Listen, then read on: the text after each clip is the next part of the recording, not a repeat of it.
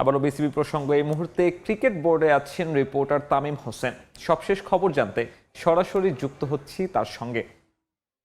ঠিক আগ মুহূর্তে বোর্ড কর্তারা আসলে গুরুত্বপূর্ণ একটি বোর্ড মিটিংয়ে বসেছেন। আমরা যেমনটা জানি যে আজকের এই দিনে আসলে একটা উদ্বোধনী অনুষ্ঠান হওয়ার কথা ছিল বিপিএল নিয়ে, তবে নিরাপত্তা শঙ্কায় কিন্তু সেটা শেষ পর্যন্ত আর হয়নি। সেই বিপিএলই কিন্তু আজকের এই বোর্ড সভার গুরুত্বপূর্ণ এজেন্ডা। আমরা জানি যে দেশের বর্তমান যে পরিস্থিতি, এই পরিস্থিতিতে একটা সময় শঙ্কা ছিল যে আসলে বিপিএলটা মাঠে গড়াবে কিনা, কিন্তু সব শঙ্কা কাটিয়ে বিপিএলটা শুরু হওয়ার অপেক্ষা। তবে এই বিপিএল শুরু হওয়ার পরে যদি হঠাৎ করে কোনো ঘটনা ঘটে বা কিছু হয়, সেক্ষেত্রে আসলে বিসিবি কি পরিকল্পনা নেবে বা কি ধরনের প্রস্তুতি রাখবে, সে বিষয়গুলো নিয়ে কিন্তু আজকে আলোচনা হবে। এছাড়া যদি আমরা বলি যে ফিক্সিং নিয়ে এবার কিন্তু খুব বেশি আলোচনা হয়েছে, সেই ফিক্সিংয়ের বিষয়গুলো কিন্তু আজকের এই বোর্ড সভায় আলোচনা হবে। বা সামনের যে আসরটা শুরু হতে যাচ্ছে, সেই আসরটা কতটা স্বচ্ছ রাখা যায় সেটা নিয়েও কিন্তু আলোচনা হবে। এছাড়া আমরা যে জানি যে ক্রিকেটারদের পেমেন্ট নিয়েও নানা সময় নানা ধরনের কথা হয়েছে।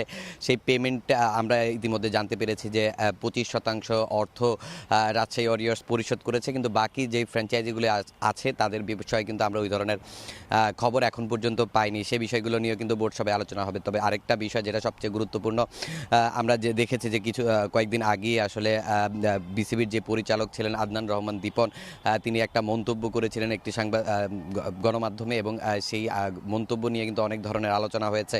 তার সেই বিষয়টা নিয়েও কিন্তু এখানে আলোচনা হবে আজকের এই বোর্ড সভায়। আর এছাড়া আমরা জানি যে বছরের শেষ সভাটি কিন্তু এখন তারা করছে, এবং এই পুরো বছরে তাদের কি কি খরচ হয়েছে, আমরা যেমনটা জানি 6 অক্টোবর আসলে এই বোর্ড ক্ষমতায় আসে, এবং আসার পরে কি কি বিষয় তারা সিদ্ধান্ত নিয়েছে এবং কোথায় কোথায় তারা খরচ করেছেন, এবং পরবর্তী বছরে তারা আসলে কি কি ধরনের পদক্ষেপ নেবেন, এইসব বিষয়গুলো নিয়েও কিন্তু আজকের এই বোর্ড সভায় আলোচনা হবে।